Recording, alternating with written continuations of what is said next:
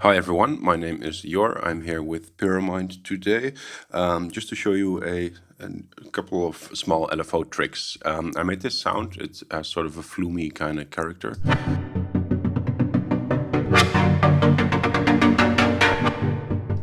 With that whole modulating LFO thing, and I just want to show you how that's set up. So we're going to talk about some LFO nice tricks. So first, let's initialize this preset again, and now we have just a basic boring sound, a saw wave. Let's give it 3 uniform voices, detuning a little bit down. Let's actually go with a analog saw. I think that's a little bit nicer. We can find it right here. All right. And then we'll enable a filter and we'll just apply an LFO to that filter. Let's choose 1. And then a little trick here, if we hold Option and Shift, we can click on the cutoff. We can see that it switches from unipolar to bipolar modulation, or actually the other way around. We want this to be unipolar, meaning that it's only going to modulate on the positive side of this.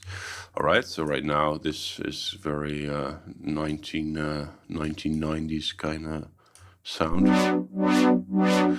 So let's spice that up a little bit. What we're going to do is, first off, I want to create a loop inside this LFO. And there's kind of a confusing thing. If we set a point here and we right-click, we can say set loop back point here. And if we do that, nothing happens. And that's because the envelope is now in off mode. For this to work, it needs to be in envelope mode. And then we can actually see this appearing. So now if we play this, it's gonna loop this last section of the LFO. So let's this is another trick, by the way. If you hold Shift, you can draw steps depending on your Shift key function setting right here.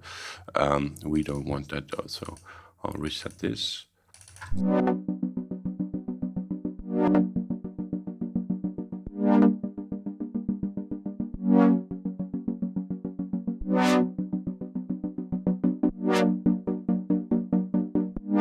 All right, so it's already quite nice, but in the other example, we had the speed of this loop going up and down.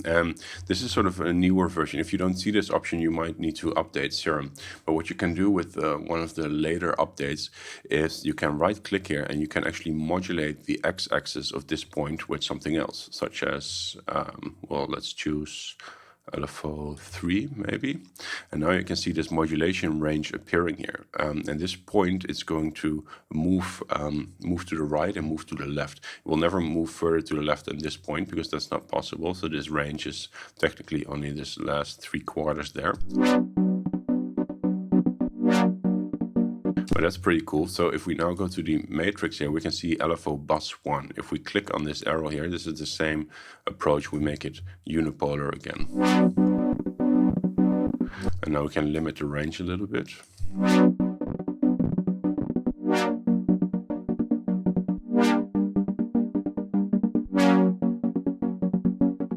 All right, let's move this point back a little bit. We can hold Option here to snap it to grid lines.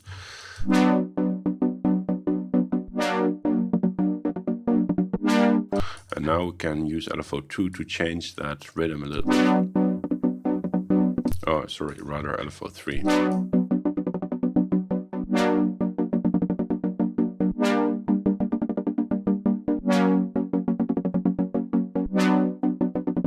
So that's already pretty nice, but we can also automate the y-axis of this point if we use this one.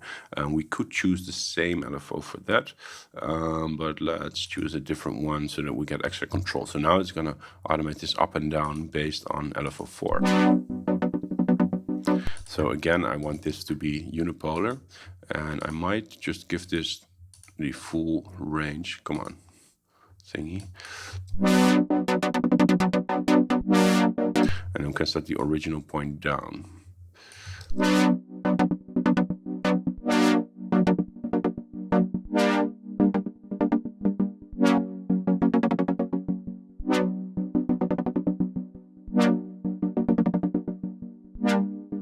So of course you can do a lot of fun stuff with this.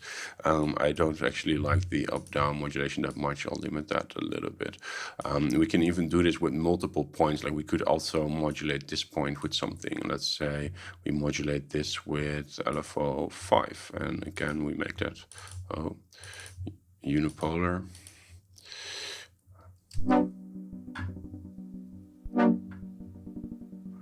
This one we want to scale up.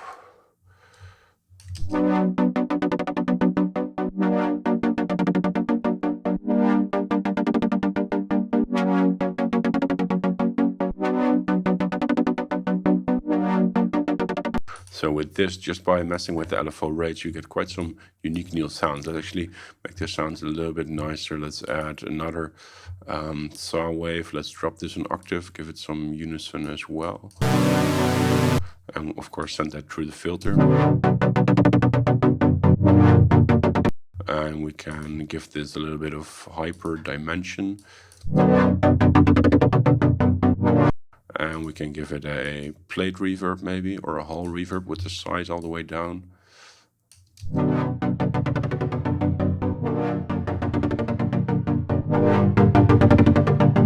And then we emphasize the high frequencies a little bit with a shelf.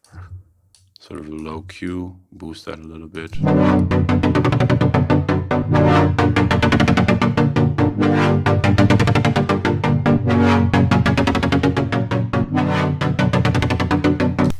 And now let's try to set this LFO a little bit slower.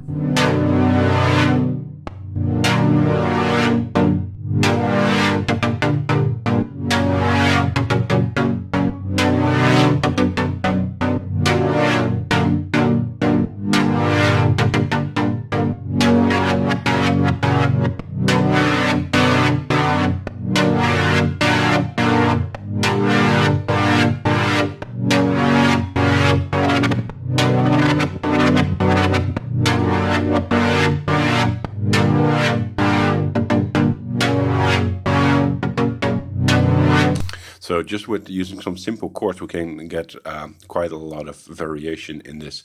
And that's what I want to show you for today. So hopefully you have fun with that. If you feel like it, like and subscribe to the video, and I'll see you in the next video. Are you looking for production guidance and direct feedback on your tracks? Do you want one-on-one help with a mix, music theory, production, or creative workflow? Then book a one-on-one mentorship session today with one of our knowledgeable industry professionals at Pyramind.com.